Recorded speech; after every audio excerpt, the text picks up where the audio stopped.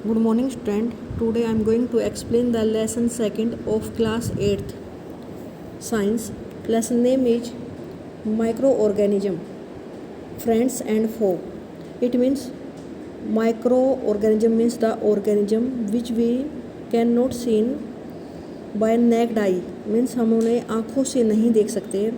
We have to take the help of magnified glass और a microscope. हमें microscope की help लेनी पड़ेगी या मैग्नीफाइड ग्लास की हेल्प लेनी पड़ेगी उनको देखने के लिए. तो जो माइक्रो ऑर्गेनिज्म के बारे में हम पढ़ेंगे इस चैप्टर में, friend and foe. It means ये छोटे छोटे जो माइक्रोब्स हैं, छोटे छोटे जो सूक्ष्म जीव हैं, ये हमारे फ्रेंड हैं या दुश्मन हैं. इस पूरे चैप्टर में हम ऐसे सूक्ष्म जीवों के बारे में पढ़ेंगे, ऐसे माइक्रोब्स के बारे में पढ़ेंगे कि वो हमारे लिए फ़ायदेमंद हैं, नुकसान देते हैं. ये इस चैप्टर में हम रीड करेंगे. ओके स्टूडेंट, मैं आपको एक्सप्लेन करने जा रही हूँ. फर्स्ट टर्म ही क्या है? Micro organism. अगर आप अपने आसपास देखोगे तो आपको ये सिंपल माइक्रो ऑर्गेनिज्म या माइक्रोब्स हमेशा हमारे आसपास घूमते रहते हैं लेकिन दिखाई नहीं देते. तुमने कभी रेनी सीजन में, बारिश में देखा होगा मॉइस्ट ब्रेड. अगर हल्की सी भी गीली ब्रेड है और वो पड़ी है तो कुछ टाइम के बाद स्पॉइल्ड हो जाती है, ख़राब हो जाती है. अगर हम उसे मैग्नीफाइड ग्लास के अंदर देखें, एक गिलास लेके मैग्नीफाइंग, जो कई बच्चे रखते भी है, ज्योमेट्री बॉक्स में भी आता है कई बार, उसमें कन्वेक्स लेंस लगा होता है तो जो छोटी चीज़ों को बड़ी करके दिखाता है. वो उस लेंस से जब आप देखते हो तो आपको क्या दिखता है कि उस मैग्नीफाइंग ग्लास से आपको ब्लैक कलर के बड़े बड़े स्ट्रक्चर दिखाई देते हैं. ये राइजोपस होता है, एक फंगी है ये राइजोपस का. आप उसमें देख सकते हो उसको. इसके अलावा अगर आप थोड़ा सा तालाब का पानी लो, उसकी एक ड्रॉप माइक्रोस्कोप के नीचे रख के देखोगे तो आपको कुछ छोटे छोटे माइक्रोब्स, छोटे छोटे जीव दिखाई देंगे जो हम अपनी नेक्ड आई से नहीं देख सकते. इससे हमें क्या पता चला? The micro organisms are the organism which we can not see with our naked eye. We have to take the help of magnifying glass or using the microscope. It means we can see them with the help of magnifying glass or a microscope. अगर हमें उसे देखना है तो हमें microscope की help लेनी पड़ेगी. जो micro organism are classified into 4 major group. उनको 4 ग्रुप्स में बांटा गया है. फर्स्ट है बैक्टीरिया, सेकंड है फंगी, थर्ड प्रोटोजोआ, फोर्थ है एल्गी. ये जो 4 टाइप्स हैं मेन है माइक्रो ऑर्गेनिज्म की. इसके अलावा एक टाइप और है वायरस. ये भी माइक्रोस्कोपी की होते हैं, इन्हें भी माइक्रोस्कोप की हेल्प से देख सकते हैं. लेकिन जो ये वायरस है अधिकतर डिजीज पैदा करने वाले होते हैं. दूसरे, ये केवल हमें लिविंग नहीं दिखेंगे. They can reproduce only inside the cell of the host. It means बाहर ये ऐसे डेड रहते हैं, जैसे बाहर होंगे तो डेड दिखेंगे, हमें मरे हुए दिखेंगे. लेकिन जैसे ही किसी दूसरे जीव के अंदर घुस जाते हैं तो उसके सेल को यूज करते हैं रेस्पिरेशन के लिए, एक्सक्रीशन के लिए, रिप्रोडक्शन के लिए. जिस भी जीव के अंदर घुस जाएंगे, चाहे वो उसका होस्ट कोई एनिमल हो, कोई प्लांट हो या कोई बैक्टीरिया हो, किसी भी चीज़ के अंदर घुसकर फिर ये जीवित जैसा दिखाई देते हैं. नहीं तो तब तक बाहर रहेंगे, ये डेड ही रहते हैं. और अधिकतर क्या फैलाते हैं? ये डिजीज देते हैं. Like common cold. Common cold जो हमें खांसी जुकाम होता है वो किससे होता है? वायरस से होता है. कफ अधिकतर ये वायरस से होते हैं. कुछ serious disease like polio, chicken pox, ये भी किससे होते हैं? वायरस से होते हैं. Disease like dysentery, malaria. Dysentery और मलेरिया जो है ये प्रोटोजोआ से होता है. अभी आपने पढ़ा प्रोटोजोआ वर्ड, ये क्या है? एक माइक्रो ऑर्गेनिज्म का नाम है. तो जो डाइसेंट्री, लूज मोशंस लग जाते हैं, मलेरिया का जो बुखार होता है वो प्रोटोजोआ के कारण होता है.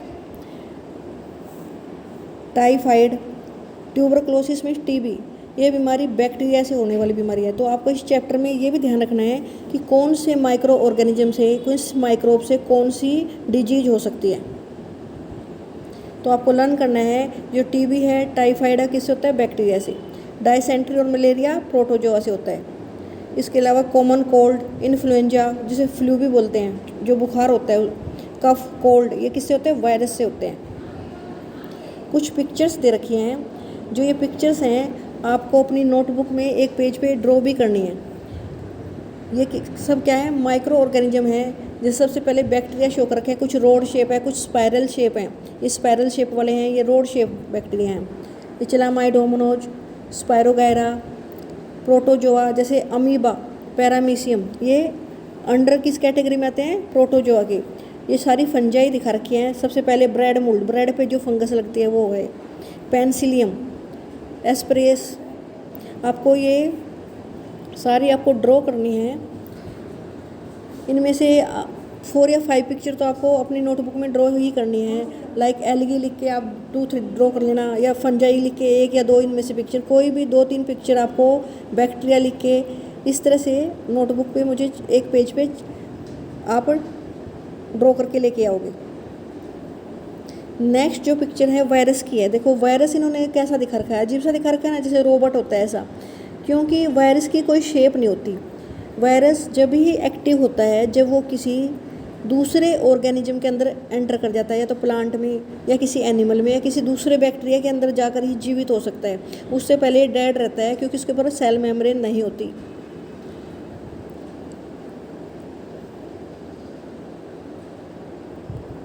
Where do organism live, next topic है कि ये ऑर्गेनिज्म रहते कहाँ पे हैं। जो माइक्रो ऑर्गेनिज्म है, कुछ माइक्रो ऑर्गेनिज्म सिंगल सेल्ड होते हैं, उनकी केवल एक ही सेल होती है, लाइक बैक्टीरिया।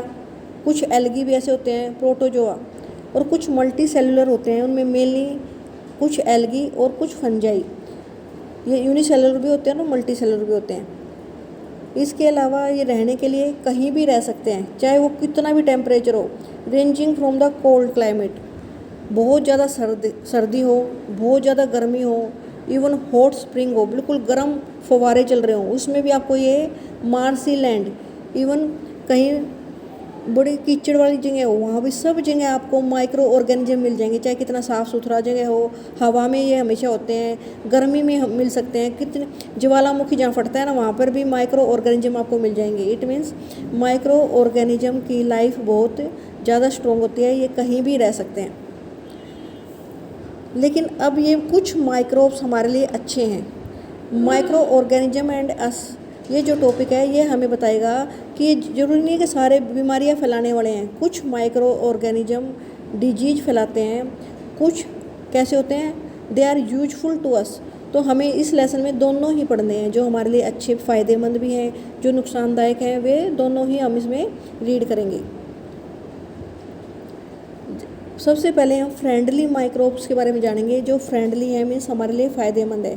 कैसे फ़ायदेमंद है, they help in preparation of curd, bread, cake. They help in the preparation of alcohol, पुराने समय से एल्कोहल बनाने में, शराब बनाने के लिए भी माइक्रोब्स का यूज किया जाता है।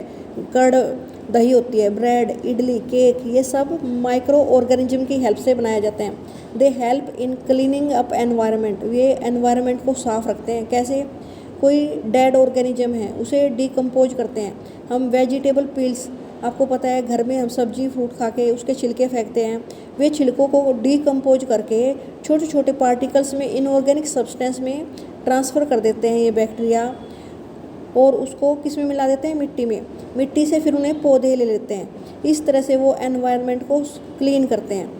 Even they help in the preparation of medicine, कुछ दवाइयाँ भी बनाने में हेल्प करते हैं। एग्रीकल्चरल, कृषि में भी हेल्प करते हैं। सोइल की फर्टिलिटी को बढ़ा देते हैं, मिट्टी का उपजाऊपन को बढ़ाते हैं। दे हेल्प इन फिक्सिंग नाइट्रोजन, नाइट्रोजन पौधों को ज़रूरत होती है उसकी, लेकिन वो सीधे हवा से नहीं ले सकते पौधे। तो कुछ जो बैक्टीरिया होते हैं, राइजोबियम जो बैक्टीरिया है वो हेल्प करता है नाइट्रोजन को फिक्स करके पौधों तक पहुंचाने में। इस तरह से कुछ माइक्रो ऑर्गेनिज्म बहुत ही ज़्यादा हेल्पफुल होते हैं। Making a curd and bread, जब हमें दही बनानी हो, ब्रेड बनाना हो, तो किसकी हेल्प लेनी पड़ती है, माइक्रो ऑर्गेनिज्म की। कर्ड बनाने के लिए स्पेशल बैक्टीरिया है लैक्टोबैसिलस, ये दही में पाया जाता है। जब कभी आप देखो अपनी मम्मी को दही बनाते टाइम, तो हल्के वो दूध में थोड़ी सी दही मिला देती हैं। उस दही में क्या होता है, लैक्टोबैसिलस होता है, जो मल्टीप्लाई होता रहता है दूध में, और उसको किस में कन्वर्ट कर देता है, कर्ड में कन्वर्ट कर देता है। कर्ड मीन्स दही। मेकिंग ऑफ चीज़ बनाने में भी हेल्पफुल हैं। रवा इडली, आप भटूरा बनाओ, रवा इडली बनाओ, और आपको तो उसको पहले फुलाना पड़ता है आटे को। उस आटे को फ्लफ़ी बनाने के लिए हमें फिर किसकी ज़रूरत पड़ेगी, ईस्ट ईस्ट क्या एक फंगस है। कुछ बैक्टीरिया जो अभी मैंने आपको बताए ये हेल्पफुल होते हैं क्या करने में, लैक्टोबैसिलस अधिकतर दही डाल के अभी फुलाते हैं। दही में क्या होगा, लैक्टोबैसिलस नाम का बैक्टीरिया जब वो उसको कंज्यूम करेगा तो CO2 गैस जो वो गैस छोड़ेगा उससे वो फ्लफ़ी हो जाता है, वो आटा फूल जाता है। इस तरह से बैक्टीरिया हमारी हेल्प करते हैं। बहुत सारे बैक्टीरिया हेल्पफुल हैं, बहुत सारे माइक्रो ऑर्गेनिज्म हेल्पफुल हैं, कुछ बीमारियां फैलाते हैं, लेकिन हम इसमें इस चैप्टर में दोनों ही पढ़ेंगे। आज मैंने जहाँ तक आपको चैप्टर रीड करवाया है ये पूरा आपको रीड करना है। ओके स्टूडेंट, और जो डायग्राम आपको ड्रॉ करने दिए हैं वो आपको लेसन 2 लिखकर उसमें डायग्राम ड्रॉ भी करने हैं।